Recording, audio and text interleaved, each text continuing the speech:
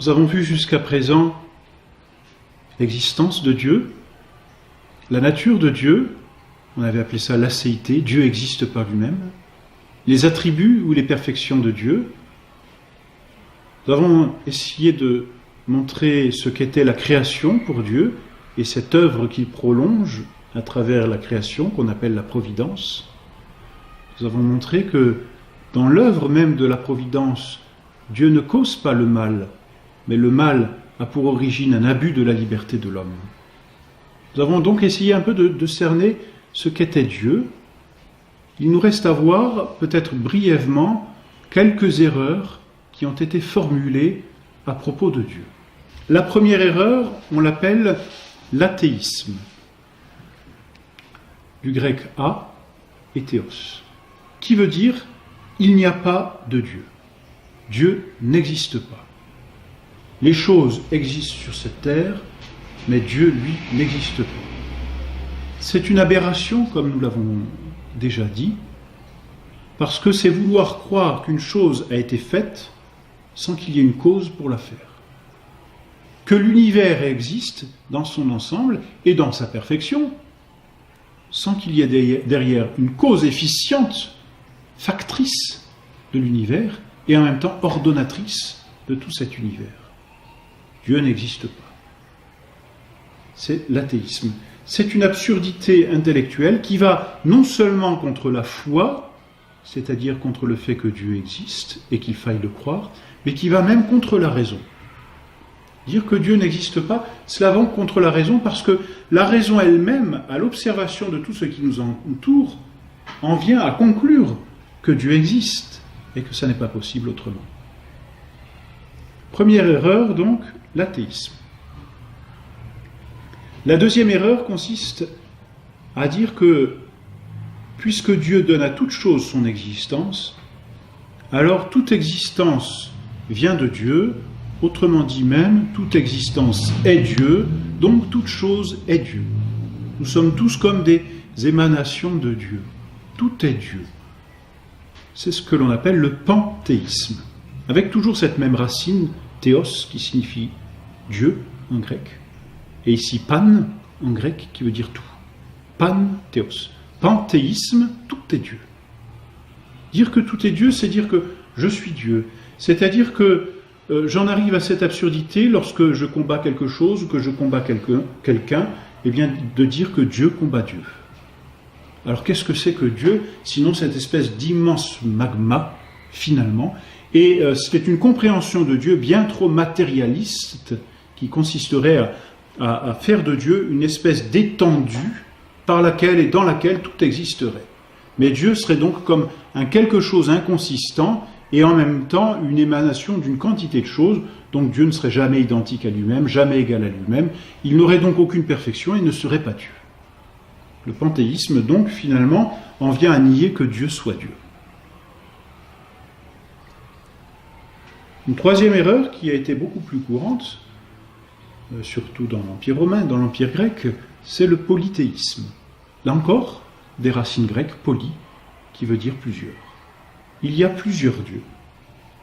Alors, c'est une erreur parce que s'il y a plusieurs dieux, il y a une hiérarchie, ou alors il n'y a pas de hiérarchie. Alors s'il y a une hiérarchie, c'est clair, il y a un premier. Et s'il y a un premier, ce premier est Dieu, mais le deuxième n'est pas Dieu. Le premier a une perfection que le deuxième n'a pas, puisqu'il est deuxième. C'est-à-dire qu'il lui manque quelque chose. Or, s'il lui manque quelque chose, il n'est pas Dieu. Donc le véritable polythéisme n'a pas de sens. À la limite, ça aurait plus de sens de parler de demi-dieu et d'un seul Dieu. Mais il ne peut y avoir qu'un seul Dieu qui ait toutes les perfections.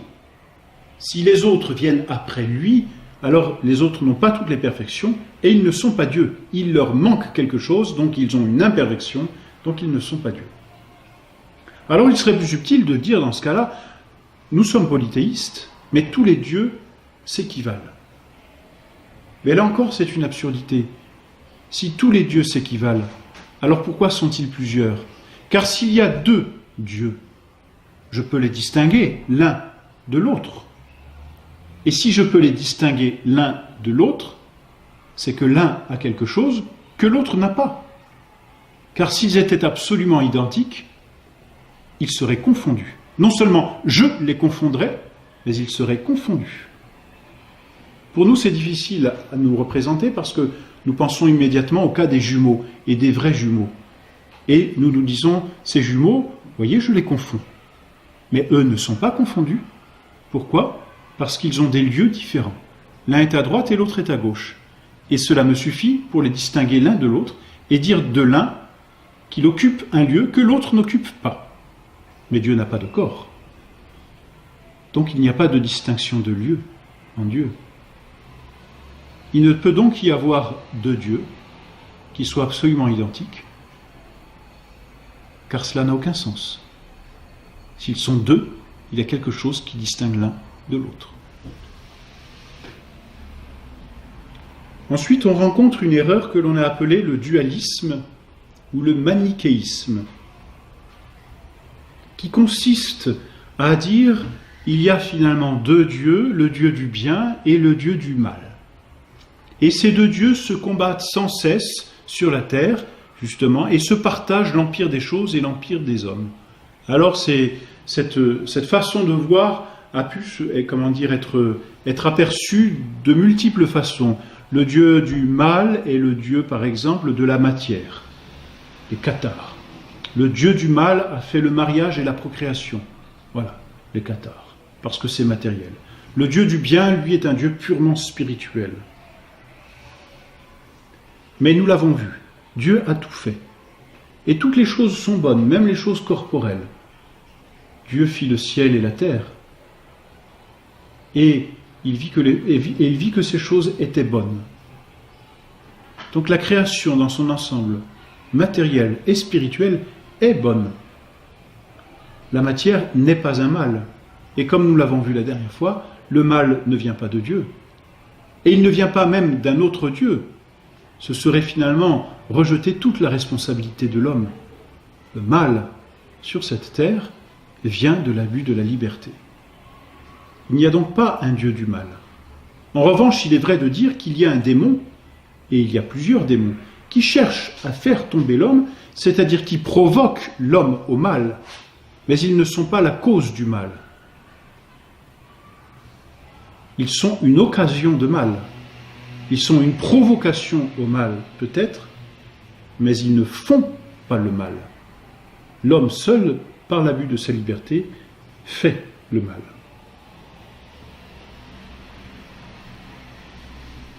Une autre erreur s'appelle le déisme. Erreur que l'on a rencontrée plus particulièrement au XVIIIe siècle, siècle des Lumières. On veut bien reconnaître que Dieu existe. On veut bien reconnaître qu'il y a un Dieu, parce qu'on est intelligent et on ne peut pas faire autrement, mais on dit, on ne sait rien de ce Dieu, il ne s'est pas révélé, il ne s'est pas fait connaître. Or pour cela, il suffit simplement d'ouvrir la Bible et de voir tout ce qui est dit dans la Bible. Il suffit même de confronter tout ce qui est dit dans la Bible avec ce qui est, pour s'apercevoir que Dieu s'est révélé. Dieu lui-même a fait des miracles. Dieu a laissé des preuves de sa révélation. Les écrits, la tradition, ces vérités qui se conservent intactes au fur et à mesure des siècles, la sainteté, l'unité de cette doctrine qui continue à travers le temps, les martyrs des premiers siècles qui ont eu cet héroïsme d'accepter la mort, sont autant de témoignages de ce que Dieu s'est révélé aux hommes. Le déisme au XVIIIe siècle était une façon, par étapes, si l'on peut dire, d'évacuer Dieu de la société et des hommes. C'est le déisme qui conduit à l'athéisme, naturellement. On dit, et on a dit d'abord, Dieu existe et il s'est révélé, et puis certains ont voulu nier cette révélation, ils ont dit, bon, Dieu existe mais on ne sait pas, et puis ensuite on en est arrivé à dire, Dieu n'existe pas. Le déisme. Il y a une erreur aussi assez fréquente qui date bien aussi du XVIIe, XVIIIe, s'est développée au long du XIXe siècle, c'est le rationalisme qui s'est transformé d'une certaine façon en positivisme. Le rationalisme, comme le mot l'indique, ratio, raison, consiste à dire que la raison suffit à tout expliquer, même la religion. C'est-à-dire que l'homme n'a pas besoin du secours de Dieu pour connaître et expliquer les choses. Il n'y a pas de mystère. Or, nous le reverrons ensuite dans notre catéchisme, Dieu a révélé ces mystères, et nous en verrons quelques-uns. Et nous verrons les principaux mystères du catéchisme. Le mystère de la Sainte Trinité, le mystère de l'incarnation. Notre Seigneur s'est incarné. Que voulez-vous? C'est un fait. Certains l'ont vu, certains l'ont touché, et il a prouvé qu'il était Dieu par les miracles. C'est un mystère. Dieu est mort sur la croix. Notre Seigneur s'est laissé crucifier pour offrir sa vie en rédemption, c'est-à-dire en rachat des hommes. C'est un mystère. Les vérités que Dieu a données à ses apôtres et ses 12 apôtres continuent d'être enseignées de la même façon que les 12 apôtres il y a 20 siècles. C'est bien là un mystère que cette continuation de la doctrine catholique, que cette perpétuation de la doctrine apostolique et divine. C'est aussi un mystère. Et nous en verrons bien d'autres des mystères. Les mystères existent et notre raison ne peut pas et ne suffit pas à les expliquer.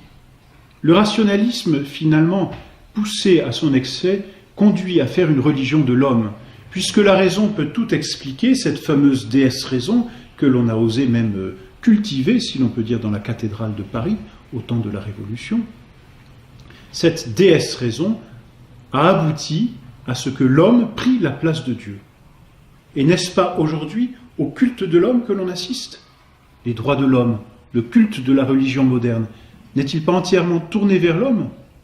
La liberté d'expression que l'on revendique tant, la liberté absolue, l'égalité et la fraternité, n'est-ce pas là la religion de l'homme? Conséquence naturelle d'un rationalisme qui a voulu poser la raison au-dessus des mystères, ou plutôt effacer les mystères et placer à la place de Dieu l'homme. C'est le rationalisme. Hélas, la décadence dans laquelle nous vivons aujourd'hui suffit à manifester par les faits que ce rationalisme est une absurdité. Le positivisme est une autre forme, si l'on peut dire, de ce rationalisme. Le positivisme consiste à dire, tout comme le rationalisme, la raison va expliquer, mais très précisément, non pas par la philosophie, mais par la science. La science suffit à tout expliquer. C'est la science qui aura le dernier mot.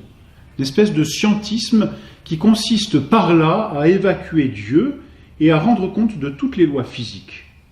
Ainsi, la science va évacuer petit à petit Dieu, parce qu'elle ne peut pas le voir, parce qu'elle ne peut pas l'entendre ni le toucher. Dieu est un esprit, donc elle ne rentre pas dans les conditions de la science. Car la science ne s'occupe que de ce qui est matériel, ou plus exactement même mathématique, mais certainement pas ce qui est spirituel. L'âme n'appartiendra plus à la science, ou alors on va réduire l'âme de l'homme à un objet purement scientifique, par la psychanalyse finalement, mais en évacuant tout ce qu'il pourrait y avoir encore de spirituel. Et puis tout ce que la science ne peut pas montrer, tout cela sont des chimères. Le bon Dieu se joue de l'homme, parce qu'il a laissé aux positivistes et aux scientistes, on peut bien dire du 19e et surtout du 20e siècle, et du 21e siècle, époque à laquelle la science fait des bonds prodigieux et merveilleux d'une certaine façon. Mais le bon Dieu nous a laissé un témoignage en disant « Je suis Dieu et je suis au-dessus de la science ». C'est le Saint-Suaire. Que le scientifique examine en toute honnêteté le Saint-Suaire et il se verra dépassé scientifiquement par cette simple œuvre et sera normalement obligé de courber sa science devant une science qui le dépasse, la science divine ou la théologie, dont le résumé se trouve dans le catéchisme.